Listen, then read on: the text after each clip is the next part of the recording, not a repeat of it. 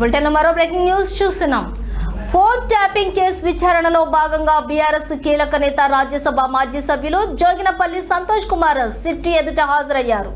Jubilee Hills ACP కార్యాలయంలో ఏర్పాటు చేసిన సిట్ విచారణ కేంద్రానికి సంతోష్ రావు చేరుకున్నారు. ఏసీపీ నేతృత్వంలోని ప్రత్యేక బృందం ఆయన్ను విచారిస్తోంది. గత ప్రభుత్వ హయాంలో జరిగిన ఫోన్ ట్యాపింగ్ వ్యవహారంలో కీలక సమాచారం సేకరించడం, డేటా ధ్వంసం చేయడం వంటి అంశాలపై ఆయనకు ఉన్న ప్రమేయం గురించి అధికారులు ప్రశ్నిస్తున్నట్లు సమాచారం. గత వారం సిట్ అధికారులు 41 సిఆర్పిసి కింద నోటీసులు జారీ చేయడంతో ఆయన విచారణకు హాజరయ్యారు.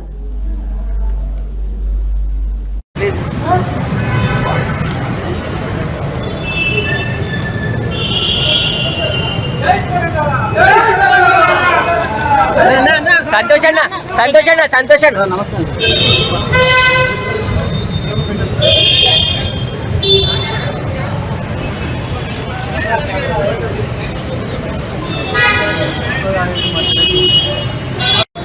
వచ్చేద్దామా ప్లీజ్.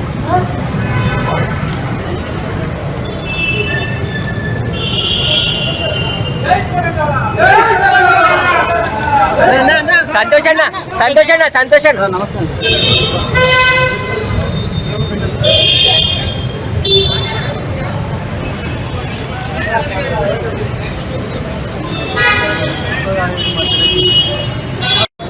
వచ్చేద్దామా ప్లీజ్.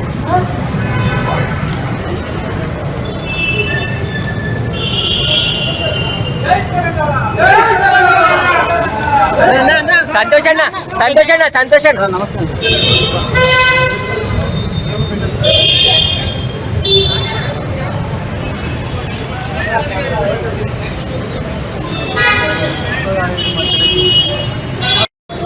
వచ్చేద్దామా ప్లీజ్.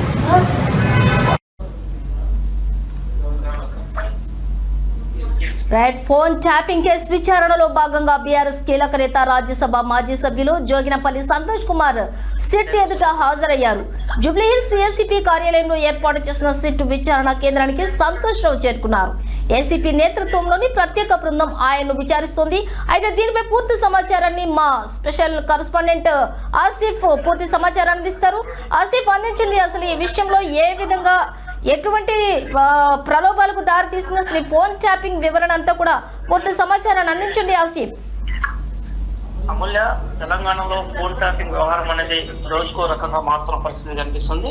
అయితే ప్రధానంగా ఈ ఫోన్ ట్యాపింగ్ వ్యవహారంలో ఇవాళ బీఆర్ఎస్ మాజీ ఎంపీ సంతోష్ రావును సిట్ అధికారులు విచారిస్తున్నారు. అయితే కొద్దిసేపటి క్రితమైన సిట్ ముందు హాజరు కావడం జరిగింది. అయితే నిన్న ఆయనకు సాయంత్రం నోటీసులు ఇవ్వడం జరిగింది. ఇవాళ మధ్యాహ్నం 3 గంటలకు సిట్ విచారణకు రావాలని. అయితే అందులో భాగంగా ఆయన కొద్దిసేపటి క్రితమే సిట్ కార్యాలయానికి రావడం జరిగింది. అయితే సిట్ కార్యాలయంలో ఆయనను ఫోన్ ట్యాపింగ్ సంబంధించిన విషయంలో విచారణ కొనసాగిస్తున్న పరిస్థితి కనిపిస్తుంది. అయితే ప్రధానంగా గత 2 రోజుల క్రితమే BRS party working president KTR తో పాటు మాజీ మంత్రి హరీష్ రావు కూడా సిట్ అధికారులు నోటీసులు జారీ చేసి వాళ్ళను ఫోన్ ట్యాపింగ్ సంబంధించి ఇష్యూస్ వాళ్ళను ఫోన్ ట్యాపింగ్ సంబంధించి కొన్ని విషయాలు వాళ్ళ నుంచి కొంత రాబట్టుకునే ప్రయత్నం చేశారు. అయితే ఈ కేసులో ప్రధాన నిందితుడిగా ఉన్న తెలంగాణ ఇంటెలిజెన్స్ మాజీ చీఫ్ ప్రభాకర్ రావును గతంలో సిట్ అధికారులు ప్రశ్నించే పరిస్థితి కనిపిస్తుంది.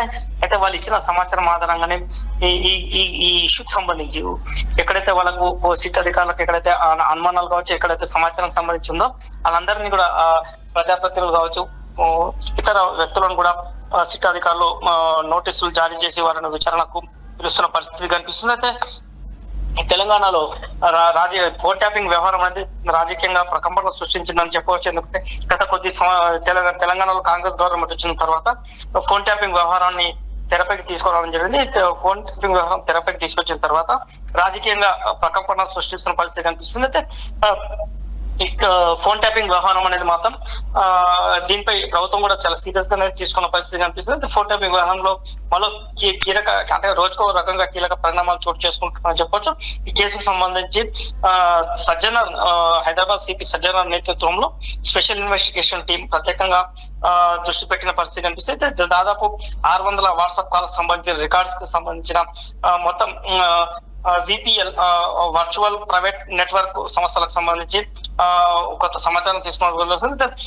2023 సంబంధించి జనరల్ ఎలక్షన్ సంబంధించి జరిగిన పరిణామాల నేపథ్యంలో ఫోన్ ట్యాపింగ్ వ్యవహారం ప్రాథమికంగా పోలీసులు దర్యాప్తులో గుర్తించిన పరిస్థితి కనిపిస్తుంది.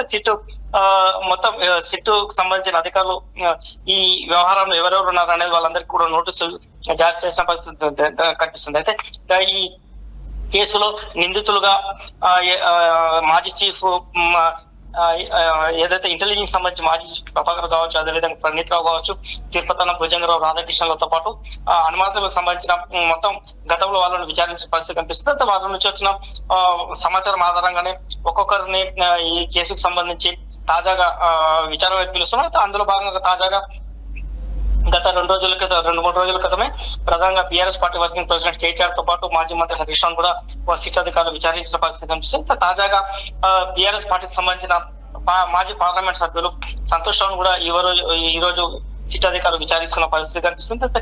ఈ మేరకు అయితే ఇవాళ మధ్యాహ్నం 3 గంటలకు ఆయన జూబ్లీహిల్స్ పోలీస్ స్టేషన్ కు చేరుకోవడం జరిగింది.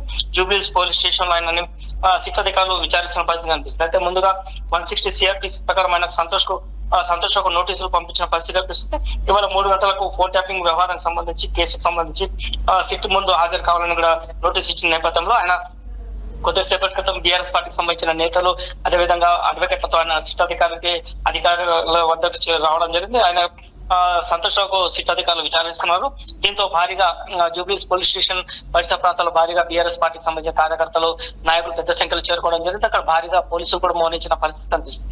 అంటే కావాలనే సిట్ అధికారులు బీఆర్ఎస్ పార్టీ నేతలను టార్గెట్ చేస్తున్నారన్న వైపు బీఆర్ఎస్ పార్టీకి సంబంధించిన నేతలు ఆరోపణ చేస్తున్న పరిస్థితి కనిపిస్తుంది.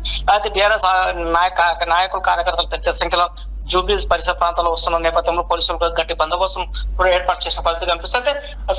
ఇవాళ సంతోష్ రావు మాజీ రాజ్యసభ సభ్యులు సంతోష్ రావుకు సిట్ అధికారులు విచారణ చేస్తున్నారు. అయితే విచారణ ఇంకా ఎంత వరకు అంటే సాయంత్రం వరకు ఇంకా కొనసాగుతున్న పరిస్థితి కనిపిస్తుంది. అయితే ఇంకా ఆయన విచారణ కొనసాగుతుంది. అయితే ప్రస్తుతం బయట మాత్రం జూబ్లీహిల్స్ పోలీస్ స్టేషన్ పరిస్థితులు మాత్రం కొంత టెన్షన్ మాత్రం కనిపిస్తుంది. ఇప్పటికే భారీగా టీఆర్ఎస్ పార్టీకి సంబంధించిన నాయకులు చేరుకున్నారు. అయితే మొత్తానికి తెలంగాణలో ఫోన్ ట్యాపింగ్ కేసు వ్యవహారం అనేది రోజు రకంగా కీలక పరిణామాలు చోటు చేసుకుంటారని చెప్పవచ్చు. ఎందుకంటే తాజాగా బీఆర్ఎస్ పార్టీకి సంబంధించిన ముఖ్య నాయకులందరినీ కూడా ఈ వ్యవహారంలో ఎవరైతే వాళ్ళకి అనుమానాలు ఉన్నాయో అనుమానాలకు సంబంధించి పోలీసులు ఇప్పటికే వారికి నోటీసులు జారీ చేసి విచారణకు పిలుస్తున్న పరిస్థితి తాజాగా కనిపిస్తుంది. అమూల్య, అయితే బీఆర్ఎస్ కీలక నేతగా మరి జోగినపల్లి సంతోష్ ని వ్యక్తీకరించడం జరుగుతుంది.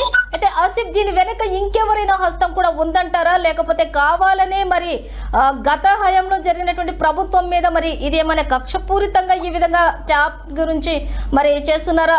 దీనిపై పూర్తి విచారణ కూడా వివరించండి ఆసిఫ్. ప్రధానంగా అమూల్య, ఫోన్ ట్యాపింగ్ వ్యవహారంలో ఇప్పటికే బీఆర్ఎస్ పార్టీకి సంబంధించిన నేతలు కావచ్చు, ఇతర పార్టీకి సంబంధించిన నేతలను కూడా సిట్ అధికారులు అనుమానాలు ఉంటే వాళ్ళందరినీ కూడా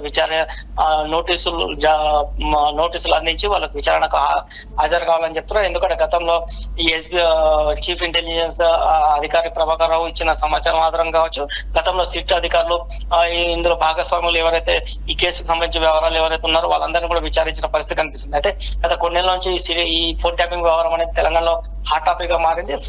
కొంత కీలక పరిణామాలు కూడా జరుగుతున్నాయి. అయితే తాజాగా బీఆర్ఎస్ పార్టీకి సంబంధించిన ముఖ్య నేతలందరినీ కూడా ఈ సిట్ అధికారులు నోటీసులు కూడా ఇచ్చిన పరిస్థితి ఉంది. వాళ్ళందరూ కూడా విచారణకు హాజరయ్యారు. తాజాగా అందులో బీఆర్ఎస్ పార్టీకి సంబంధించిన ముఖ్య నాయకుడు మాజీ పార్లమెంట్ సభ్యుడు సంతోష్ రావు కూడా నిన్న సిట్ అధికారులు నోటీసులు జారీ చేయడం జరిగింది. ఇవాళ ఆయన సిట్ విచారణకు హాజరు అయ్యారు. ఆయన నుంచి ఉన్న వాళ్ళ అంటే సిట్ అధికారికి సంబంధించిన సమాచారం అంతా కూడా విచారణలో సేకరిస్తున్నట్టు కూడా తెలుస్తుంది. అందులో భాగంగా మరి ఏ పార్టీకి సంబంధించిన నాయకులు కావచ్చు, బీఆర్ఎస్ పార్టీకి సంబంధించిన ఇంకా కీలక నాయకులు కూడా సిట్ అధికారులు నోటీసులు జారీ చేస్తారనేది కూడా వేచి చూడాల్సిన పరిస్థితి కనిపిస్తుంది. ప్రస్తుతం బీఆర్ఎస్ పార్టీకి సంబంధించి సిట్ అధికారుల విచారణ నేపథ్యంలో బీఆర్ఎస్ పార్టీకి సంబంధించిన నాయకులు కూడా తీవ్ర ఆరోపణలు చేస్తున్నారు. కావాలనే రాజకీయంగా కక్ష కట్టే ప్రభుత్వం ఈ బీఆర్ఎస్ నాయకులను వేధింపులకు గురి చేస్తుందని కూడా వైపు బీఆర్ఎస్ నాయకులు ఆందోళన వ్యక్తం చేస్తున్న పరిస్థితి కనిపిస్తుంది. ఎందుకంటే గత 2-3 రోజుల క్రితమే పార్టీకి సంబంధించిన పార్టీ వర్కింగ్ ప్రెసిడెంట్ కేటీఆర్ తో పాటు మాజీ మంత్రి హరీష్ రావు కూడా సిట్ అధికారులు విచారించారు. కాబట్టి అందులో భాగంగా ఇవాళ తాజాగా మరో ముఖ్య నాయకుడు సంతోష్ రావు కూడా సిట్ అధికారులు విచారిస్తున్న నేపథ్యంలో బీఆర్ఎస్ పార్టీకి సంబంధించిన శ్రేణులు కావచ్చు, నాయకులు కావచ్చు తీవ్ర ఆగ్రహం వ్యక్తం చేస్తున్న పరిస్థితి ఉంది. అమల్య, మరి వీరంతా కూడా మరి సిట్ అధికారులకు సహకరిస్తున్నారంటారా ఆసిఫ్? అంటే ప్రధానంగా సిట్ అధికారులు సిట్ అధికారులు ముందుగా వీళ్ళకు నోటీసులు జారీ చేసిన తర్వాత నోటీసులు టైం ప్రకారం విచారణకు హాజరవుతున్నారు. అయితే ఇప్పటికీ విచారణకు హాజరయ్యారు. తాజాగా బీఆర్ఎస్ పార్టీకి సంబంధించిన మాజీ ఎంపీ సంతోష్ రావు కూడా హాజరు కావడం జరిగింది. అయితే వీళ్ళందరూ విచారణలో మరి ఎలాంటి అంటే విచారణలో మాత్రం వీళ్ళందరూ అడిగిన దానికి సమాధానం చెప్తున్నామని కూడా చెప్తున్నారు. అయితే అప్పటికే బయటకు వచ్చిన తర్వాత పార్టీకి సంబంధించిన నాయకులు కూడా గతంలో కేటీఆర్ కావచ్చు, హరీష్ రావు కూడా ఆరోపణ విమర్శలు చేసిన పరిస్థితి కనిపిస్తుంది. ఇదంతా కేసు కావాలన్న కుట్రతో, ఇదంతా రాజకీయంగా కుట్రతో ఈ కేసులను పెడుతున్నారని కూడా వాళ్ళు ఆరోపణ చేసిన పరిస్థితి ఉంది. అయితే విచారణలో ఎలాంటి సమాచారం అనేది కూడా వాళ్ళు బహిరంగంగా చెప్పట్లేదు. కానీ విషయాలు మాత్రం కేవలం వాంటెడ్ గా టార్గెట్ చేసే కేసులకు సంబంధించిన విచారణ పిలుస్తున్నారని చెప్తున్నారు బీఆర్ఎస్ నేతలు. అమల్య. Right Asif, thank you. Santosh అన్న, సంతోష్ అన్న, సంతోష్ అన్న. నమస్కారం.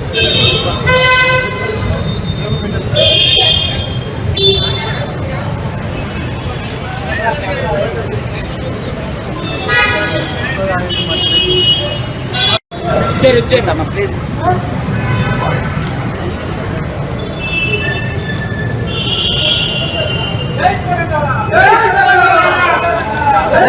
సంతోష్ అన్న, సంతోష్ అన్న, సంతోష్ అన్న. నమస్కారం.